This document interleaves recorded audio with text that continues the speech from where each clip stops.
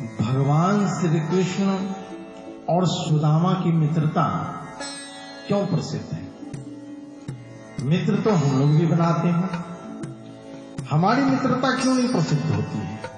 प्रसिद्ध होना तो दूर की बात है, हमारी मित्रता लंबी टिकती भी नहीं है। क्यों नहीं टिकती है? तो ध्यान देंगे, हम लोग अपनी मित्रता के दौरान कुछ गलतियां करते हैं।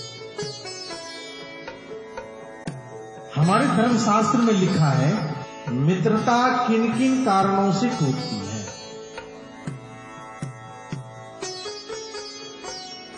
उनके कुछ कारण हमारे धर्मशास्त्रों में कही गई है।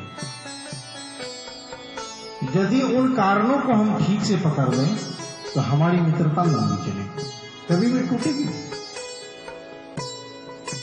जब आप छोटे बच्चे थे तो भी आपके मित्र थे, जब आप प्राथमिक विद्यालय में पढ़ने गए तब भी आपके मित्र थे, आप हाई स्कूल गए वहां भी आपके मित्र थे, कॉलेज गए वहां भी आपके मित्र थे, आप अपने कार्यों में लगे, व्यवसाय में लगे, वहां भी आपने मित्र बनाए। लेकिन आज आपके साथ कितने मित्र हैं? याद कीजिए, क्या जो बचपन में थे आज भी वही हैं, या आपके मित्र बदलते चले गए? केवल बदलते ही नहीं गए, वे टिकते भी नहीं, छूटते भी चले गए। तो आज मैं आपको कुछ ऐसी बातें बता रहा हूं जिससे आपकी मित्रता लंबी टिकेगी। यदि आप 3 बातों का ख्याल रखेंगे तो आपकी मित्रता कभी नहीं टूटेगी, सदा बरकरार रहेगी। पहली बात, जब आप अपने मित्र के घर जाएं तो मित्र से ज्यादा ध्यान उनके घर की स्त्रियों पर ना दें, चाहे वह उसकी पत्नी हो, उसकी मां हो, उसकी बहन।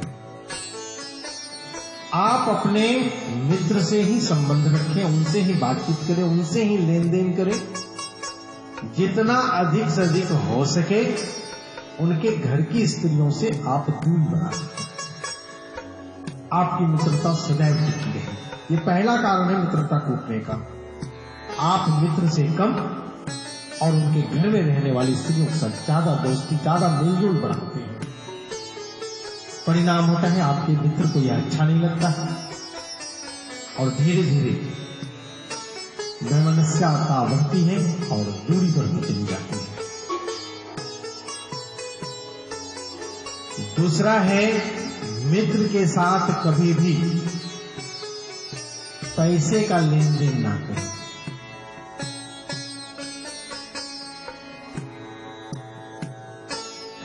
पैसे का लेन देन यदि करेंगे तो आपकी मित्रता खराब हो जाएगी। लेकिन यदि हम पैसे का लेन देन नहीं करेंगे तो भी तो मित्र नाराज हो जाएंगे। मित्र नाराज होंगे लेकिन मित्रता टूटेगी नहीं। हाँ, यदि आप मित्र को पैसे देते हैं तो आप यह समझ करके दें कि अब यह पैसा, अब यह रुपया, अब यह धन लौट करके मेरे पास नहीं आए, तब आपकी मित्रता बरकरार रहेगी। आप सोचेंगे मैंने मित्र को दिया पैसा, उनका काम हो गया, कुछ दिनों के बाद जब मित्र के पास वही पैसा वापस आ जाएगा तो मुझे लौटा देगा।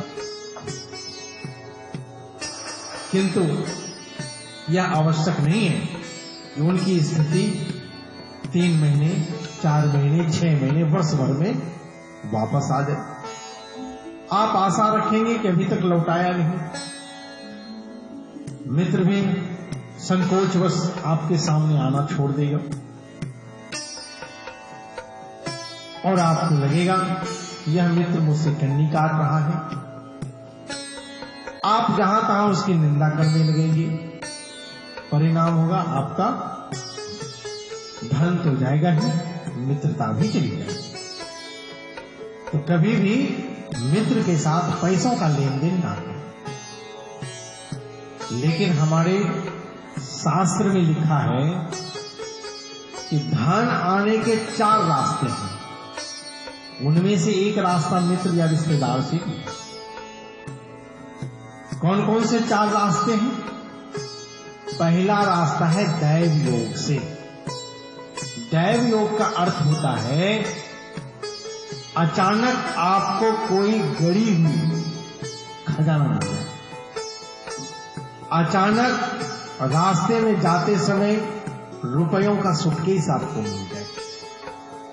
अचानक आपकी लॉटरी लग जाए। यह है दैव योग। अचानक आपके बैंक अकाउंट में कुछ पैसे आ गए, यह है दैव योग।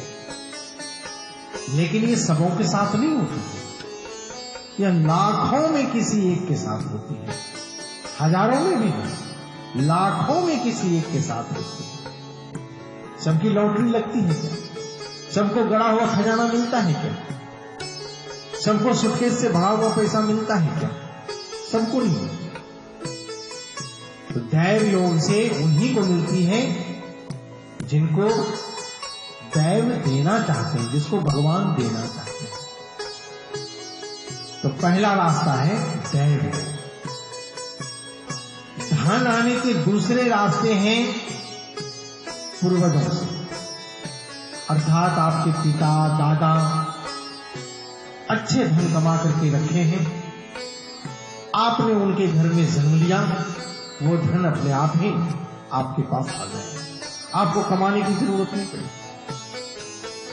आपके पूर्वजों से ही वह धन आपको आ जाएगा। तो दूसरे रास्ते हैं पूर्वजों से। तीसरा रास्ता है मित्र या रिश्तेदारों से।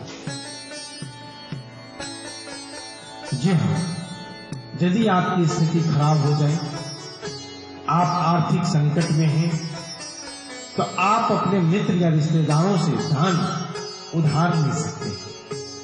लेकिन मन में यही भावना रहनी चाहिए कि जितनी जल्दी हो सके यथाशीघ्र हम उनके पैसों को अविलंब लौटा दें। मित्र को कहने की आवश्यकता ना पड़े कि मित्र तुमने मुझसे पैसा उधार लिया था, अभी तक लौटाए नहीं। इस प्रकार उन्हें कहना ना पड़े और आप उन्हें पैसे लौटा दें। और यदि आप नहीं लौटाते हैं तो वही आपकी मित्रता में करवाहट आएगी, मित्रता खराब हो जाएगी। और चौथा रास्ता है स्वयं की मेहनत से। व्यक्ति को अपना जीवन सुधारने के लिए, अपने भविष्य को उज्जवल बनाने के लिए स्वयं को कड़ी मेहनत करना चाहिए। जो व्यक्ति अपनी युवा अवस्था में धन नहीं कमाते हैं, वैसे ही व्यक्तियों को बुढ़ापे में कष्ट होती है, बुढ़ापे में उसे कार्य करना पड़ता है, और प्रायः उनके मित्र और उनके रिश्तेदार उनकी निंदा किया करते हैं, उनका उपहास उड़ाया करते हैं, उसकी हंसी उड़ाते हैं। तो व्यक्ति जब युवा हो उस समय, अर्थात जब शरीर में बल हो, जब तक बल हो, सामर्थ्य हो, धन कमाना चाहिए। और जब आप अपने धन से आप कोई कार्य करेंगे या आप कहीं घूमने जाएंगे, अपने ऊपर खर्च करेंगे, तभी आपको महसूस होगा, तभी आप समझ पाएंगे कि धन का महत्व क्या है, धन का मूल्य क्या है। वरना अपने बाप दादे के पैसे को तो कोई भी उड़ा सकता है, और वैसे ही उड़ाने वाले व्यक्तियों को बाद में कष्ट होता है। आप चेष्टा करें, यदि आप युवक हैं, आप कमाने योग्य हो गए हैं, तो स्वयं का खर्चा, स्वयं का निर्वहन आप अपने से करें, स्वयं से करें। तो धन आने के ये 4 रास्ते हैं। तो अभी आप सुन रहे थे कि मित्रता ना टूटे पहली बात, मित्र से ज्यादा उनके घर में रहने वाली स्त्रियों के साथ संबंध मेल जोल ना बढ़ावे। दूसरा, मित्र के साथ पैसे का लेन देन ना करें। यदि आप करते हैं तो आप भूल जाएं कि मित्र मुझे कभी लौटा करके भी देगा। आपकी मित्रता सदा बरकरार रहेगी। मित्र को मदद कीजिए, आशा मत रखिए कि वो लौटा करके दे दिया तो बहुत अच्छी बात है, नहीं लौटाया तो भी दुखी नहीं होना है। दिया किसको? मित्र। मित्र एक ऐसा रिश्ता है, खून का रिश्ता नहीं है, ब्लड रिलेशन नहीं है, लेकिन एक भाई से भी ज्यादा गहरा संबंध उनके साथ बनता है यदि आपकी मित्रता पवित्र हो। और तीसरा है, मित्र की कभी भी निंदा ना करें। निंदा करनी हो उनके सामने निंदा करें। मित्र की सदैव प्रशंसा करनी चाहिए, उनके सामने भी और उनके अब्सेंट भी, उनके पीठ पीछे। यदि आपके मित्र को यह पता चल जाएगा कि आप मेरे सामने तो आप अच्छी अच्छी मीठी मीठी बातें करते हैं, लेकिन पीठ पीछे मेरी निंदा करते हैं, वह धीरे धीरे आपसे घृणा करने लगेगा और आपकी मित्रता टूट जाएगी। तो मित्रता को बरकरार रखने के लिए आपको इन 3 महत्वपूर्ण बातों का ध्यान रखना पड़ेगा। भगवान श्री कृष्ण और सुदामा की मित्रता एक पवित्र मित्रता थी। उन दोनों की मित्रता में इन प्रकार की कोई भी दोष नहीं था। यही कारण है कि हम लोग उनकी मित्रता को आज भी याद रखते हैं।